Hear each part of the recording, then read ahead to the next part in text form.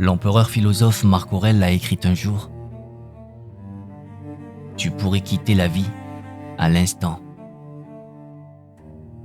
Laisse cela déterminer ce que tu fais, dis et penses. Ces mots, gravés dans la pierre du temps, ne sont pas une invitation à la mélancolie, mais un appel à la clarté la plus pure. Ils portent en eux le souffle d'une expression latine, simple et pourtant si souvent voilée de crainte. Memento mori.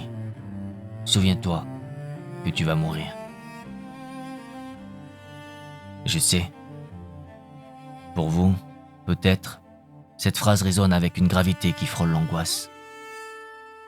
Notre monde s'épuise à construire des murs pour ne pas voir l'horizon. Il emplit l'air de bruit pour ne pas entendre le silence qui nous attend tous. Mais ce que je vous propose aujourd'hui, c'est de regarder cette idée non pas comme l'ombre qui vous suit, mais comme le phare qui se dresse devant vous. Une lumière qui ne vous montre pas la fin du chemin, mais qui vous révèle la beauté de chaque pas. Alors, ensemble, si vous le voulez bien, nous allons prendre cette vieille idée entre nos mains. Non pas comme une sentence froide, mais comme un outil d'artisan.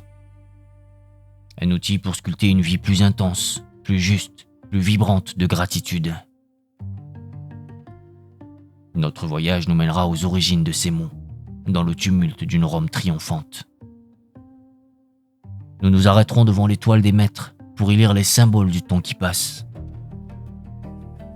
Nous écouterons la sagesse des philosophes qui en ont fait un art de vivre.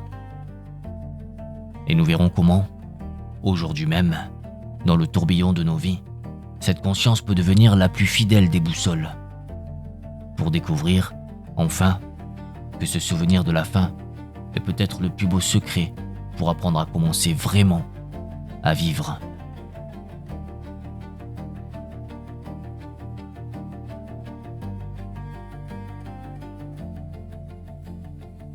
Je vous invite à un voyage dans le temps, sur les pavés d'une Rome antique, baignée de soleil et de gloire. Imaginez la scène. La cité entière est une clameur, un océan de visages tournés vers l'avenue triomphale. L'air est épais, vibrant du son des trompettes, du martèlement des sandales des légionnaires et des acclamations d'un peuple en liesse.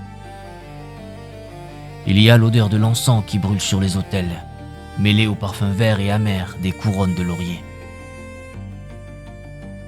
Et au centre de ce fleuve humain, sur son char d'or tiré par des chevaux blancs, se tient le général victorieux.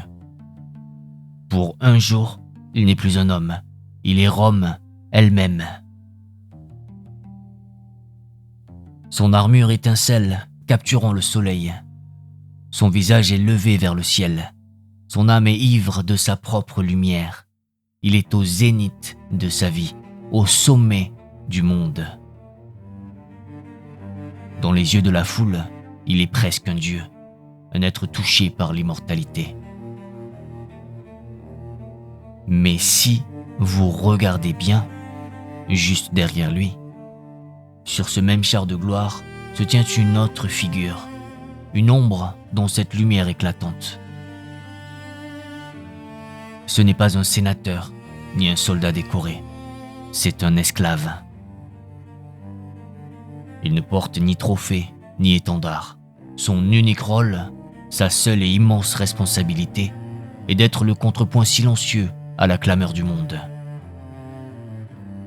Son devoir est de se pencher vers l'oreille du conquérant et de murmurer.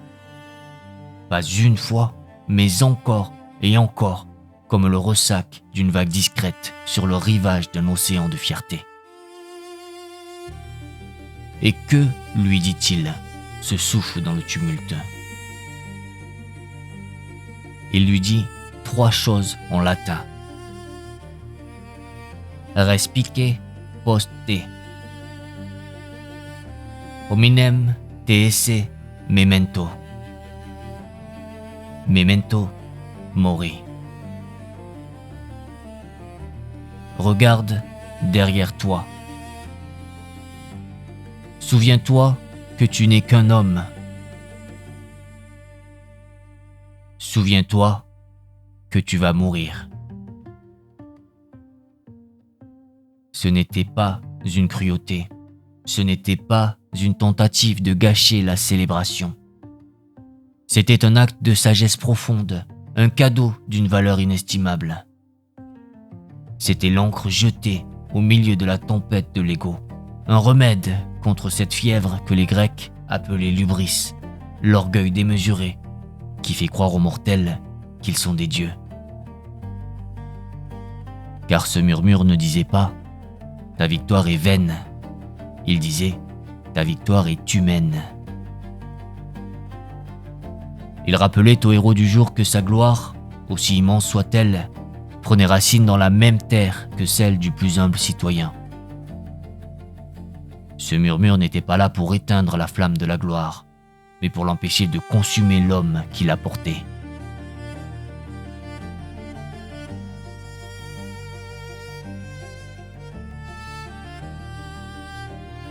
Quittons maintenant le fracas de Rome pour le silence d'un atelier du nord de l'Europe, quelques siècles plus tard. Je vous demande de me suivre dans la lumière diaphane qui filtre par une fenêtre flamande, dans une pièce où flotte l'odeur de la térébenthine et du temps suspendu.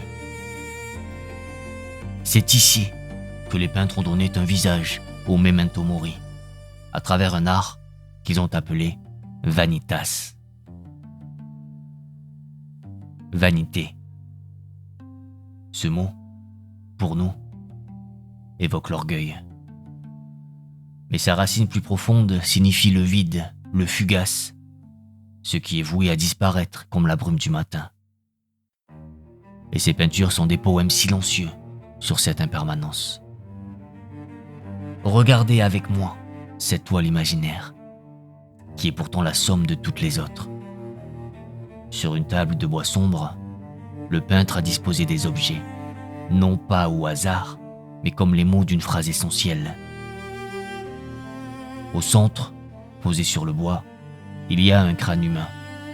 Il ne vous menace pas, il vous regarde, avec la patience infinie de ceux qui savent. Il est la vérité nue, le rappel silencieux que toute chair est herbe.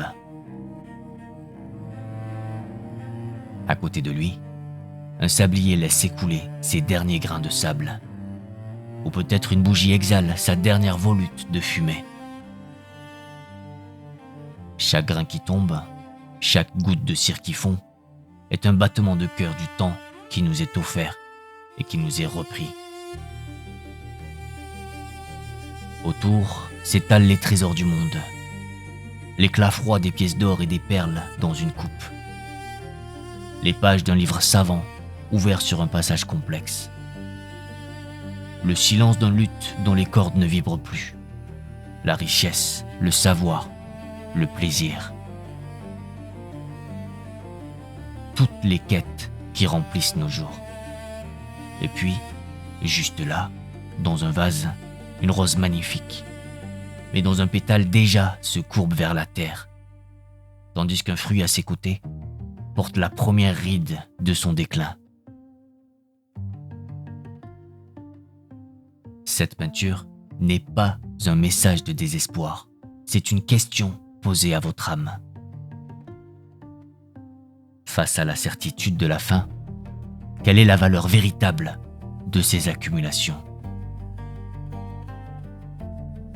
La véritable question de ce tableau n'est pas « qu'allez-vous perdre ?» mais « qu'est-ce qui a une valeur qui ne se perd pas ?» Ces vanités sont un miroir tendu, non pas à notre visage, mais à nos attachements. Elles nous invitent, avec une infinie douceur, à faire la part des choses, à distinguer ce qui brille de ce qui éclaire, et peut-être à apprendre à aimer ce qui demeure lorsque tout le reste s'est évanoui.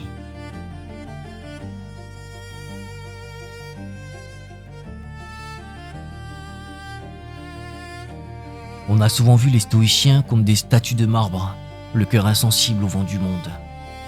C'est une erreur.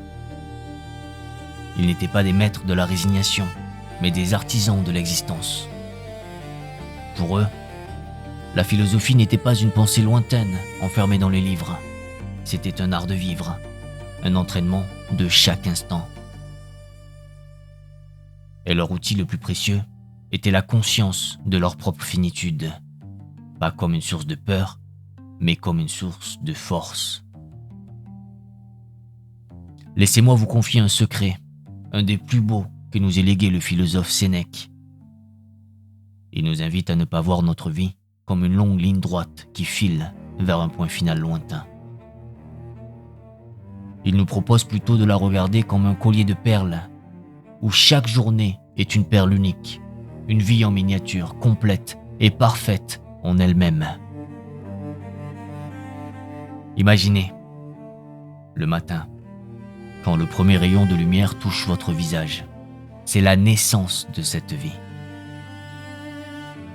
Les heures qui s'étirent devant vous sont sa jeunesse, sa maturité, avec ses joies et ses défis.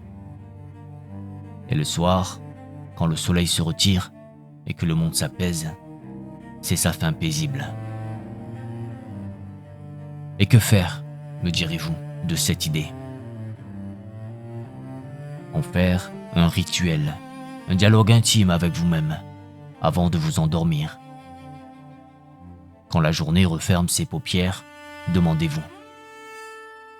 Dans cette petite vie qui s'achève, ai-je été fidèle à moi-même ? Ai-je été courageux face à mes peurs ? Ai-je partagé la bonté que j'ai en moi ? Ou ai-je échangé des heures précieuses contre de la poussière et du bruit ?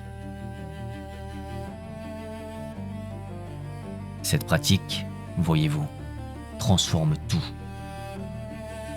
La conscience de la fin n'est plus une angoisse pour l'avenir. Elle devient un instrument de perfectionnement pour le présent. Le but n'est plus d'avoir peur que le livre se ferme, mais de faire de chaque page une œuvre si pleine et si juste que l'on puisse dire assez avec un cœur serein.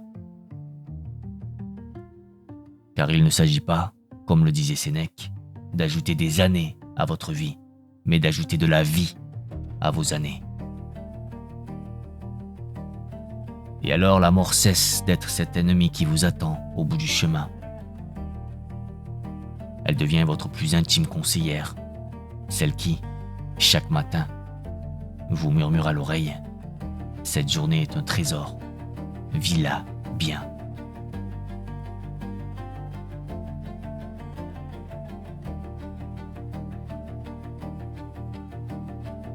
Maintenant, je vous demande de revenir ici, dans le présent. Regardez autour de vous, et peut-être en vous. Reconnaissez-vous cette vie moderne, cette course faite de bruit et de fureur ? Vous courez, le souffle court, d'une urgence à l'autre. Votre agenda est un maître exigeant. Votre téléphone un oiseau qui ne cesse de chanter sa litanie de notifications. Vous construisez votre carrière, vous entretenez vos relations, vous jonglez avec 1000 obligations. Et au milieu de tout cela, vous avez parfois le sentiment de vous perdre vous-même. Et puis un jour, le décor se fissure. Un souffle inattendu vient balayer la table sur laquelle vous aviez si soigneusement arrangé vos certitudes. Ce n'est pas forcément une tempête. C'est peut-être la nouvelle d'une maladie, la perte d'un être cher, ou simplement un moment de lucidité vertigineuse face au miroir, où vous prenez conscience de votre propre et précieuse fragilité. Le monde, pour un instant, suspend sa course folle. Et vous vous arrêtez avec lui. Et dans ce silence nouveau, une seule question émerge, simple, pure et tranchante comme un diamant. Si mon temps était compté, est-ce ainsi que je le dépenserai ? Cette question, voyez-vous, n'est pas une question. C'est un filtre d'une puissance extraordinaire.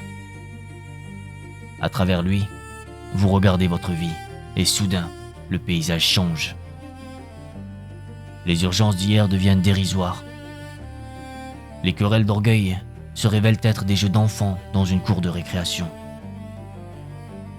Les obligations sociales qui vous pesaient semblent se dissoudre comme du brouillard. Tout ce qui vous semblait si lourd, si important, perd soudain son poids. Et dans l'espace ainsi libéré, ce qui est essentiel remonte à la surface, comme une source longtemps oubliée. Vous redécouvrez le son du rire de vos enfants, que le bruit du monde avait couvert. Vous retrouvez le chemin d'une passion que vous aviez enterrée sous les devoirs. Vous apprenez à dire non. Un non qui n'est pas un rejet, mais une protection.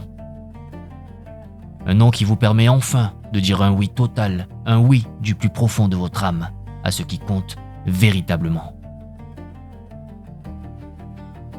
Le memento mori, ici, n'est plus une pensée lointaine. Il devient votre outil le plus simple, le plus radical, pour tailler dans le superflu et révéler la forme pure de votre vie.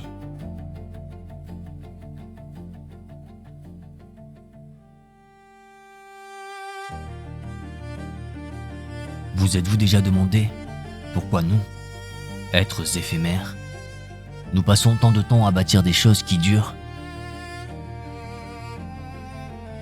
Pourquoi érigeons-nous des cathédrales? Écrivons-nous des poèmes? Cherchons-nous des vérités qui nous survivront? Je crois que la réponse se trouve dans un des plus beaux secrets de notre condition. La conscience que nous ne sommes qu'un passage sur cette terre n'est pas un fardeau. C'est le souffle même qui allume le feu de la création. Pensez au poète, penché sur sa page blanche, qui lutte des heures durant pour trouver le mot juste. Il ne le fait pas pour lui seul. Il le fait parce qu'il espère tisser un filet assez solide pour capturer une vérité qui, sans lui, s'envolerait avec le vent. Pensez au peintre qui passe des années devant la même toile, à chercher la lumière parfaite. Il le fait pour offrir un instant de beauté fugace à une chance d'éternité. Le rare, au fond, n'est rien d'autre qu'une conversation avec ceux qui ne meurent pas. Mais cette soif de laisser une trace ne vit pas seulement dans les ateliers d'artistes, elle est en chacun de nous. Elle est dans les mains du scientifique qui consacre sa vie à chercher un remède pour les générations futures. Elle est dans l'esprit de l'architecte qui dessine une maison qui habitera des familles longtemps après son départ. Elle est dans le cœur de l'artisan qui, de ses mains, donne forme à un objet qui portera la mémoire de son geste. Et je pense aussi, et peut-être surtout, aux parents qui transmet une valeur à son enfant, comme on confie une graine au futur. Tous, à leur manière, répondent à la même impulsion profonde, bâtir un pont au-dessus du fleuve du temps. Et c'est ici que se révèle le plus fécond des paradoxes. Ce n'est pas malgré le fait que notre vie est courte que nous crions, c'est parce qu'elle l'est. La finitude ne nous condamne pas au silence ou à l'absurdité. Au contraire, elle nous offre une raison urgente et magnifique de laisser une empreinte, aussi humble soit-elle. Le memento mori n'est donc pas cette pensée qui nous fige et nous invite à baisser les bras. C'est l'étincelle dans la nuit. C'est l'appel qui nous murmure que puisque le temps nous est compté, chaque geste de création, chaque acte de transmission, chaque pierre que nous ajoutons à l'édifice du monde est une victoire lumineuse sur l'oubli.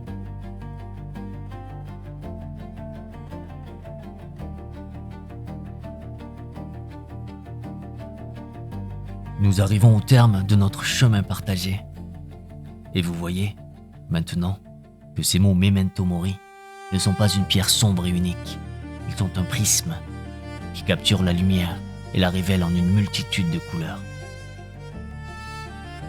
Ils sont la voix qui ancre le conquérant dans son humanité, le miroir silencieux qui nous interroge sur la nature de nos trésors, le guide qui nous apprend à faire de chaque jour une vie entière, le filtre qui, dans le tumulte moderne, sépare l'essentiel du superflu, et enfin, l'étincelle qui allume en nous le désir de laisser une trace. C'est pourquoi l'invitation finale que je vous laisse n'est pas de penser à la mort. C'est de vivre avec la conscience de la mort. La différence, vous le sentez, est immense. L'un est une ombre qui paralyse, l'autre est une lumière qui libère. Car le véritable message de Memento Mori n'est pas la première partie de la phrase « Souviens-toi que tu vas mourir ». C'est la conséquence silencieuse et lumineuse qu'elle porte en elle. Alors, souviens-toi de vivre. Vivre, oui, mais vivre pleinement, avec le courage de votre cœur, avec l'amour comme seule boussole, avec une attention renouvelée pour la beauté fragile d'un instant. La conscience de la fin n'est pas là pour assombrir le tableau de votre vie. Elle est là pour en rehausser chaque couleur, pour en approfondir chaque saveur. C'est le cadeau le plus inattendu, le plus précieux de cette vieille sagesse latine qui avait tant à nous offrir. Je vous remercie. Merci d'avoir partagé ce temps et ce silence avec moi. Merci d'avoir offert votre attention à cette exploration de l'une des questions les plus essentielles de notre passage sur cette terre.